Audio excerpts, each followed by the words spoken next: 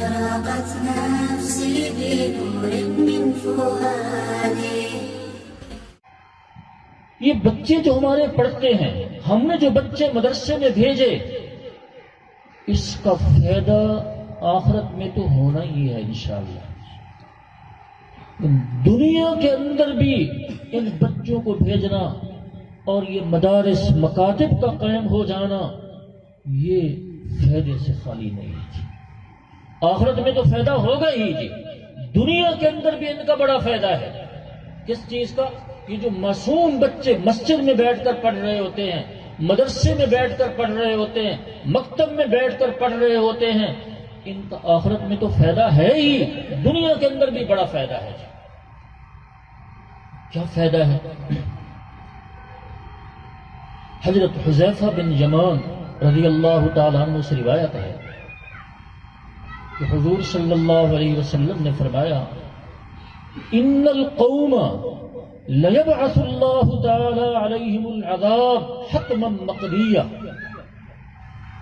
کہ ایک قوم اللہ کی نافرمان ہوتی ہے، گنہگار ہوتی ہے، اللہ تبارک و تعالی اس قوم پر عذاب کو اتارنے کا حتمی فیصلہ فرما لیتے ہیں. یہ قوم میری باغی ہے، یہ قوم نافرمان ہے، یہ اس قابل نہیں کہ اس کو زمین پر چھوڑا جائے، تو اللہ اس قوم پر عذاب کو اتارنے کا حتمی فیصلہ فرما لیتے ہیں. فرمایا فَيَقْرَأُ صَبِيٌّ مِّن صِبْيَانِهِمْ فِي الْكُتَّابِ الحمد للہ رب العالمین. اسی قوم کے بچوں میں سے ایک بچہ مکتب میں بیٹھ کر الحمد للہ رب العالمین پڑھتا ہے. فیسمعہ اللہ تعالی فیرفع عنہم بذلک العذاب 40 سنہ. کہ اسی قوم کے بچوں میں سے ایک بچہ مکتب میں بیٹھ کر الحمدللہ پڑھتا ہے تو اللہ اس معصوم بچے کی زبان سے جب الحمدللہ کو سنتے ہیں تو اس پوری قوم سے 40 سال تک کے لیے عذاب کو ٹال دیتے ہیں. کون سا ایسا گناہ ہے جو آج ہم نہیں کر رہے جی؟ کون سا ایسا گناہ ہے جی جو ہم سے چھوٹا ہوا ہے؟ تو اگر آج ہم عمومی عذاب سے محفوظ ہیں تو اس حدیث سے معلوم ہوا کہ یہ جو بچے مکتب میں بیٹھ کر مسجد میں بیٹھ کر معصوم بچے قرآن کریم پڑھ رہے ہوتے ہیں، ان معصوم بچوں کی برکت سے ہم عذاب سے بچے ہوتے ہیں.